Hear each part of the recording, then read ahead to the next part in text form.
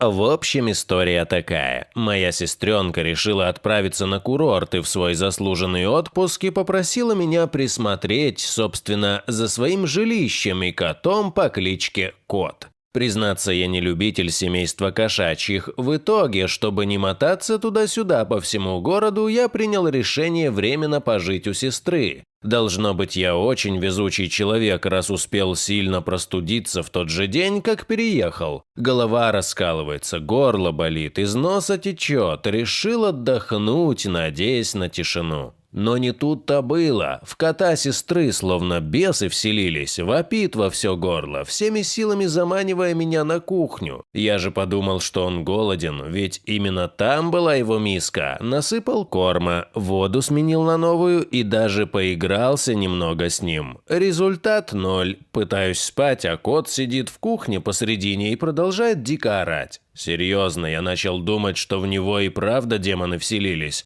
Так и не уснув, встал. Вернулся к нему, проклиная и спрашивая, что ему нужно и почему он не дает мне спать. Высокая температура все же дает о себе знать, и меня немного начало мутить от адской головной боли, вызванной как жаром, так и кошачьим ором.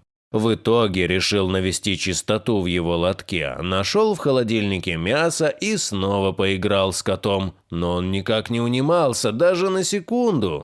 Он даже не стал есть мясо, которое я отрезал, продолжает неспокойно крутиться на одном месте, не зная, куда себя деть, и мяукает, но уже довольно тише. Может, устал, подумал я и вернулся в комнату, чтобы снова попытаться уснуть.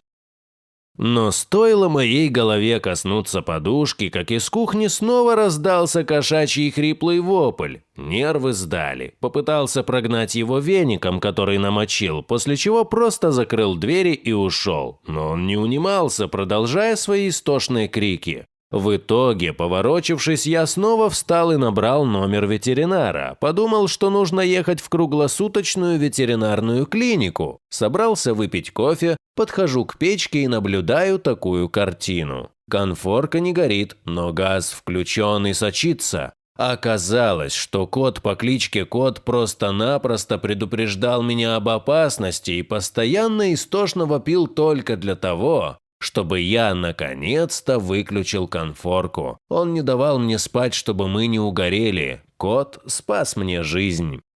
После этого случая я полюбил котов, в особенности своего, уже не сестры, кота, который сейчас живет со мной. Так случилось, что в отпуске сестра познакомилась с местным парнем, и уже через полгода она вышла замуж, переехав в другую страну. У ее супруга оказалась аллергия на шерсть, потому кот и остался жить со мной, да я и не возражал. Позже я тоже женился, и у жены также была кошка. Я рассказал ей историю, в которой мой кот стал героем. У моей будущей супруги оказалась подобная история с ее домашним питомцем, который указал ей на прорванную трубу за ванной.